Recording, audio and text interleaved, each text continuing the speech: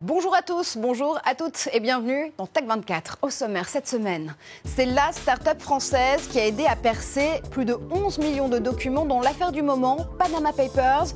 Rencontre avec Linkurious, champion du Big Data.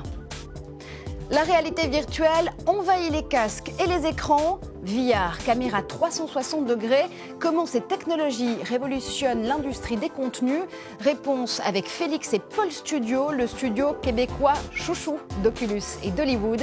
Et des mots à suivre bien sûr avec Guillaume Gralet du magazine Le Point.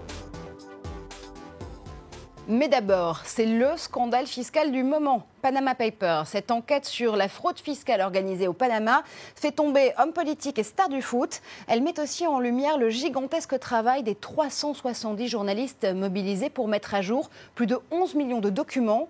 Rien n'aurait été possible sans une start-up française et sa technologie de data visualisation plongée au cœur de Linkurious avec Inès Olagaray. Entrez, je vous en prie. Donc, bienvenue à Linkurious. C'est ici que notre équipe de 6 personnes a travaillé sur le développement de notre logiciel qui a permis à l'ICIG d'explorer les données de l'enquête Panama Papers. 11,5 millions de documents à parcourir. Il aurait fallu près de 30 ans aux journalistes de l'ICIG pour en venir à bout, sans ce logiciel conçu par Linkurious. Pour explorer les données, ils vont par exemple saisir le nom d'une personne qu'ils connaissent dans le moteur de recherche. Il suffit donc de demander et le logiciel sélectionne tous les fichiers affiliés à la personne ou l'entreprise. Exemple. Je suis intéressé par trouver les connexions de la société Criteo. Alors je vais entrer le nom de Criteo dans le moteur de recherche de Linkurious qui va ensuite me proposer la visualisation. Un graphique sous forme de nébuleuse, d'une simplicité étonnante. Il est pourtant le résultat d'une recherche très complexe. Le logiciel de Linkurious démocratise ainsi le traitement du big data, les très gros volumes de données. Cette technologie était jusque-là réservée aux scientifiques ou aux agences de renseignement. Elle doit donc garantir un maximum de sécurité. Pour l'enquête Panama Papers, il s'agit de protéger à la fois les données et l'identité des journalistes. Ils veulent s'assurer avec nous qu'il n'y a pas de fuite de données, qu'il n'y a pas des gens qui essaient de se connecter à leur base de données qui est pour l'instant confidentielle sans qu'ils soient au courant. Donc on reste toujours avec eux en contact pour s'assurer de la sécurité des données et des journalistes qui sont derrière. La start-up française avait déjà collaboré avec l'ICIG en 2015 lors des Swiss Leaks, l'enquête sur les comptes cachés en Suisse. Et la NASA fait désormais appel à eux pour améliorer l'utilisation de sa base de données. Affaire à suivre donc. Et direction Cannes pour la seconde tendance de la semaine. Cannes et son MIP TV, le marché international des programmes, où la réalité virtuelle s'imposait dans toutes les têtes et dans tous les casques. Les opérateurs comme Orange ou les diffuseurs de tous les pays parient de plus en plus sur les technologies immersives pour faire vivre de nouvelles expériences à leurs spectateurs. On parle de VR, de vidéo à 360 degrés ou encore de réalité augmentée. Et les créateurs de contenu, eux, rivalisent d'idées. Nous avons rencontré sur place le studio phare du moment, Félix et Paul Studio, des Québécois qui ont le vent en poupe. Ils ont été choisis par Oculus, le pionnier de la réalité virtuelle, pour réaliser leurs vidéos. Et ils ont su séduire aussi Hollywood et Steven Spielberg afin de construire une expérience sur mesure lors de la sortie de Jurassic World. Alors, la réalité virtuelle brouille les lignes entre technologie et création. Nous avons demandé à son producteur Stéphane Rétuit comment la VR transforme son métier. Écoutez.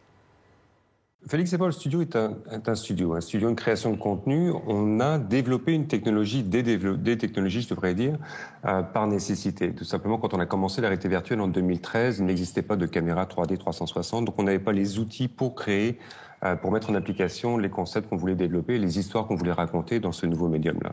Donc oui, on développe une technologie, mais voyez ça plutôt comme des outils de production, des outils qui supportent la création. En même temps, dans ce nouveau médium-là, on est obligé d'avancer par petits pas parce que c'est un médium qui est très fragile. Vous êtes au cœur, le spectateur est au cœur de l'environnement. Donc, il faut y aller de touches très, très subtiles pour raconter la meilleure histoire et avoir un engagement de l'audience. Mais pour ça, on a dû développer donc certains outils, que ce soit les caméras, tous les outils de post-production et les applications qui permettent la distribution de contenu. Donc vraiment, les outils de production, la technologie est un support à la création et les deux se parlent constamment. Donc j'ai le créatif qui arrive avec des envies de raconter certaines histoires et qui ont des besoins technologiques très spécifiques.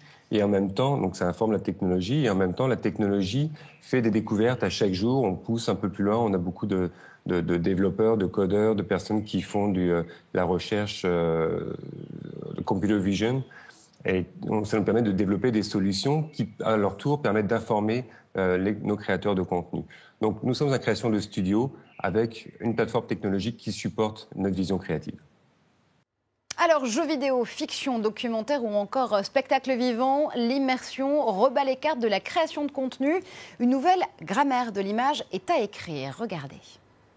C'est effectivement un nouveau médium et c'est ce qui nous a autant plu et c'est ce qui nous a incité en fait à faire le saut, à abandonner le cinéma, je dirais, conventionnel en 2013 pour nous concentrer exclusivement à la réalité virtuelle.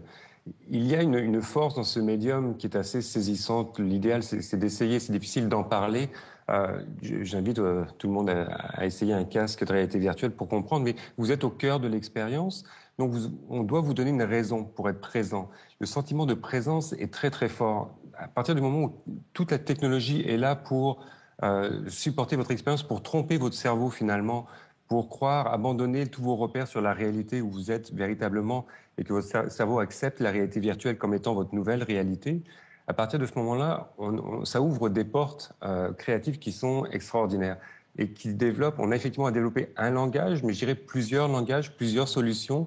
Il n'y a pas de recette magique et il n'y a pas un type de contenu de réalité virtuelle. C'est aussi ça qui est très aussi intéressant. Et tout de suite, on va suivre les conseils justement de Stéphane Retweet. On va mettre un casque de réalité virtuelle tout de suite dans Test 24.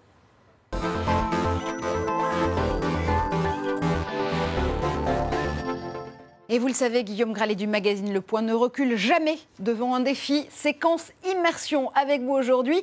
On a parlé des contenus de réalité virtuelle, on va maintenant les tester. On démarre avec le casque HTC Vive. Pourquoi lui ? Oui, Marjorie, alors je vous propose de partir à la plongée sous-marine avec moi, mais pas besoin de se mettre en maillot de bain.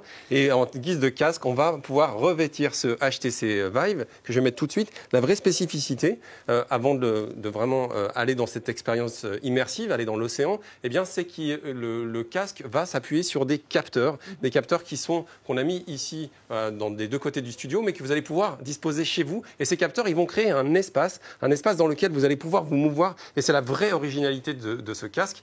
En fait, je ne sais pas si vous le voyez, vous, à l'écran. Moi, j'ai un espace qui est délimité et je vois une raie qui passe. Ce qui est assez intéressant, c'est que là, je vais me rapprocher d'un banc de poissons. Eh bien, les poissons vont réagir un tout petit peu à mon passage. Ça, c'est assez rigolo. C'est absolument magnifique. Là, je vois une baleine assez énorme qui se rapproche de moi. Je suis sur une épave de bateau. C'est assez impressionnant. On a vraiment l'impression d'y être. Et honnêtement, parce que pour avoir fait un tout petit peu l'expérience tout à l'heure, quand on enlève le casque, on a vraiment l'impression de redevenir sur un autre monde, bref, d'avoir fait de la téléportation. Est-ce qu'on peut tester d'autres contenus, par exemple ? Alors, je vais aller dans le monde professionnel, toujours en mettant le même casque. On vous suit, casque, et je crois que cette fois-ci, vous allez prendre aussi des manettes qui vont devenir des extensions de vos mains. C'est assez impressionnant. Alors, j'ai l'impression d'être en Californie, en fait, dans le bureau d'une start-up, en fait, parce que vous voyez tous ces petits cubicules qui sont très typiques. Ce qui est intéressant, c'est que j'ai deux mains dont je vais pouvoir me servir. C'est-à-dire que, par exemple, ici, là, je vais pouvoir... Hop, je prends une tasse, je la mets ici, et je vais pouvoir me faire un petit café. Voilà, j'attends. Hop, c'est bon, ouais. Vous pouvez le boire ou... Mais oui, il peut faire. Guillaume Gralet peut tout faire en réalité virtuelle ou en réalité tout court.